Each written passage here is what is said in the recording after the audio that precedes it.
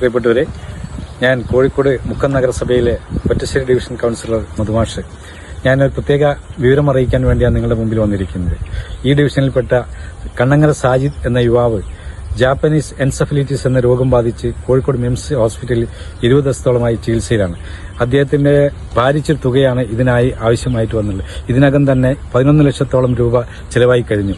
ഇപ്പം സാധുവായ ഈ കക്ഷിക്ക് ഇത്രയും വലിയ തുക സമാഹരിക്കാൻ സാധിക്കാത്തതുകൊണ്ട് സാജിദ് ചികിത്സാ സഹായ സമിതി എന്ന പേരിൽ ഞങ്ങൾ ഒരു കമ്മിറ്റി രൂപപ്പെടുത്തുകയും മുക്കം ഗ്രാമീൺ ബാങ്കിൽ അക്കൌണ്ട് തുറക്കുകയും ചെയ്തിട്ടുണ്ട്. നിങ്ങളുടെ സഹായ സഹായങ്ങൾ നിങ്ങളോട് അഭ്യർത്ഥിക്കാൻ വേണ്ടിയാണ് ഞങ്ങൾ ഈ അവസരം ഉപയോഗപ്പെടുത്തുന്നത്. നിങ്ങളെല്ലാവരും ഈ സാജിദിനെ സഹായിക്കാനുള്ള ഉദ്യമത്തിൽ പങ്കാളികളാവണം എന്ന് അഭ്യർത്ഥിക്കുകയാണ്.